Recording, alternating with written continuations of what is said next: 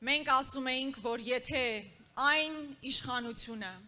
որ պատերազմ է բերել, պատերազմ է պարտվել,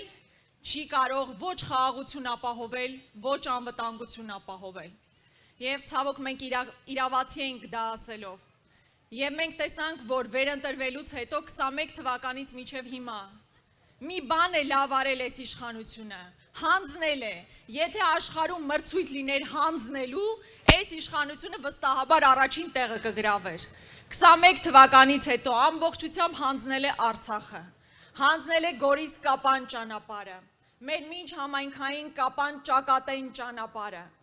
Եվ հիմա էլ նորից մասնակցում է ընտրություններին ասելով, որ հիմա էլ գալիս է այսպես կոչված անկլավներ հանձնելու, Տիգրանաշենը հանձնելու, այն ճանապարհը, որով մենք ամեն օր գնում եւ գալիս ենք։ Եվ սա մենք միասին պետք է ուղղակի թույլ չտանք։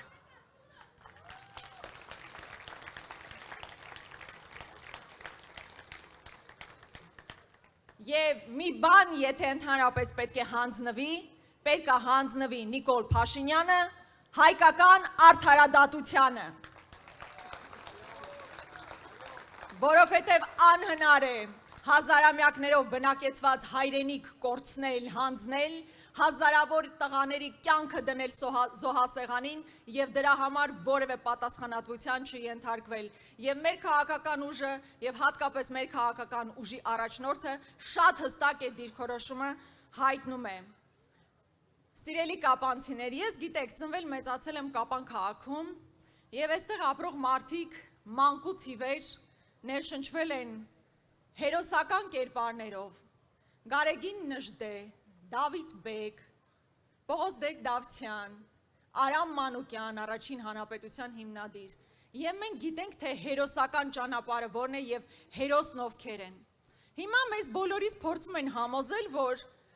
ոչ թե հերոսություն է հող ազատագրելն ու հող պահելը, այլ հող հանձնելը։ Հիմա այդպես են, չէ՞, փորձում իրենց դիրքավորել, որ լավ էր, որ Արցախը հանձնվեց, լավ էր, որ այս ճանապարհները հանձնվեցին։